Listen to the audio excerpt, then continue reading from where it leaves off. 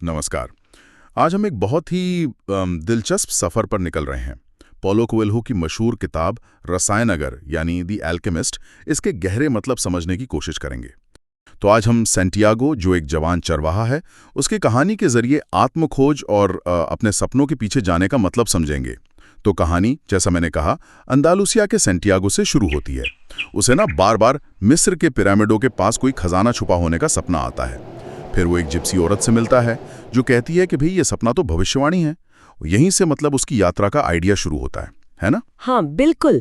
और यहीं पर कहानी में एक बहुत ज़रूरी मोड़ आता है जब वो मेल्कीज़ेडेक नाम के एक कह सकते हैं रहस्यमयी बूढ़े राजा से मिलता है। यही वो है जो उसे व्यक्तिगत किंवदंती के बारे में बताते हैं। मतलब हर इंसान की ज़िंदगी का एक ख़ास मकसद होता है, ये कॉन्सेप्ट और ये विचार ही, जैसा हमारा स्रोत भी कहता है, असल में पूरी कहानी का केंद्र है। अच्छा। हाँ, और मेल्कीज़ेडेक उसे वो 2 पत्थर भी देता है, यूरेम और थुम्मिम, मार्गदर्शन के लिए। हाँ, वो जादुई पत्थर। तो इसी व्यक्तिगत किंवदंती की तलाश में सैंटियागो क्या करता है? अपनी सारी भेड़ें बेच देता है और मोरक्को के टैंजियर शहर पहुंच जाता है। लेकिन वहां पहुंचते ही उसके साथ बुरा हो जाता है। उसे कोई ठग लेता है, सारे पैसे चले जाते हैं। हाँ, ये बहुत बड़ा झटका होता है उसके लिए। बिल्कुल। पर जैसा स्रोत ने बताया गया है, वो हार नहीं मानता। यहीं उसकी असली परीक्षा शुरू होती है। वो एक क्रिस्टल व्यापारी के यहाँ काम पकड़ लेता है और न सिर्फ पैसे कमाता है, बल्कि उस व्यापारी का बिजनेस भी चमका देता है। तो यहाँ वो मतलब मेहनत और लगन सीखता है। ये दिखाता है कि शुरुआती मुश्किलें भी कुछ सिखा सकती हैं। सही कहा। और फिर उन कमाए हुए पैसों से वो रेगिस्तान पार करने वाले एक कारवां में शामिल हो जाता है। यहाँ उसकी मुलाकात होती है एक अंग्रेज से। ये अंग्रेज जो है वो रसायन विद्या मतलब एल्केमी, उसके रहस्य और वो पारस पत्थर की तलाश में है। अच्छा। हाँ, तो ये दिलचस्प है कि कैसे ज्ञान की खोज अलग अलग तरह से सामने आती है। सैंटियागो खजाने के पीछे है, अंग्रेज किताबों और एल्केमी के पीछे। दोनों अपनी व्यक्तिगत किंवदंती पूरी कर रहे हैं, पर रास्ते अलग हैं। बिल्कुल।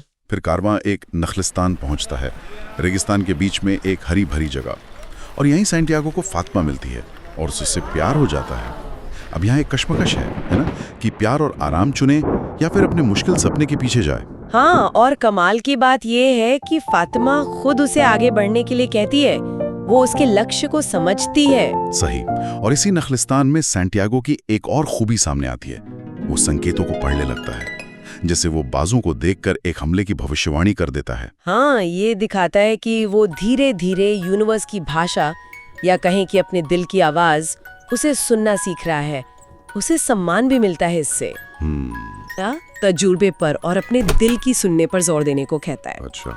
वो उसे दुनिया की आत्मा मतलब सोल ऑफ द वर्ल्ड, उस पर भरोसा करना सिखाता है। वो अनदेखी शक्ति जो सबको जोड़ती है और गाइड करती है। तो स्रोत भी यही कहता है कि गुरु सही समय पर ही मिलता है, जब आप तैयार हो। बिल्कुल। तो आखिर में रसायनगार के साथ वो पिरामिड की तरफ अपनी आखिरी यात्रा शुरू करता है। लेकिन पिरामिड पहुंचने पर लुटेरे उस पर हमला कर देते हैं और यहाँ कहानी में एक बहुत ही अजीब विडंबना भरा मोड़ आता है। हाँ। जब वो पिट रहा होता है तो लुटेरों का सरदार उसका मजाक उड़ाते हुए अपने सपने के बारे में बताता है। कहता है कि उसे भी सपना आया था कि स्पेन में उसी टूटे चर्च के पास गूलर के पेड़ के नीचे खजाना गड़ा है। अरे, मतलब जहां से सैंटियागो ने शुरू किया था। हाँ बिल्कुल वहीं। कमाल है। ये तो बहुत ही मतलब गहरा मोड़ है। सैंटियागो को समझ आ जाता है कि जो सोना चांदी वाला खजाना है वो तो हमेशा से उसके घर के पास ही था। वो स्पेन लौटता है और उसे वो खजाना मिल भी जाता है। लेकिन जैसा स्रोत हमें बताता है, असली खजाना वो सोना नहीं है। सही। असली रसायन या बदलाव तो सैंटियागो के अंदर हुआ है। असली खजाना है वो समझ, वो ज्ञान, वो आत्म जागरूकता, वो प्यार का अनुभव और वो दुनिया की आत्मा से जुड़ने का एहसास जो उसने पूरी यात्रा में पाया।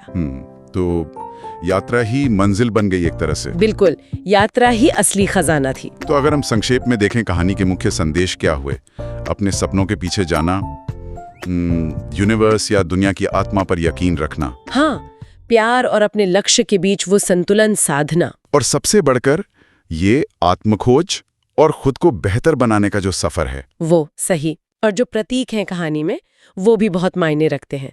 जैसे रेगिस्तान, वो चुनौतियों का प्रतीक है जिनसे गुजरकर ही इंसान निखरता है। हाँ। रसायनागर खुद वो एक आध्यात्मिक बदलाव का प्रतीक है। खजाना वो बाहरी दौलत कम, अंदर की खोज ज्यादा है। और दुनिया की आत्मा वो हर चीज के बीच के गहरे जुड़ाव को दिखाती है। तो निष्कर्ष यही निकलता है कि अपनी अंदर की आवाज़, अपनी इंट्यूशन और अपने आसपास जो संकेत मिल रहे हैं उन पर भरोसा करना सीखना बहुत ज़रूरी है।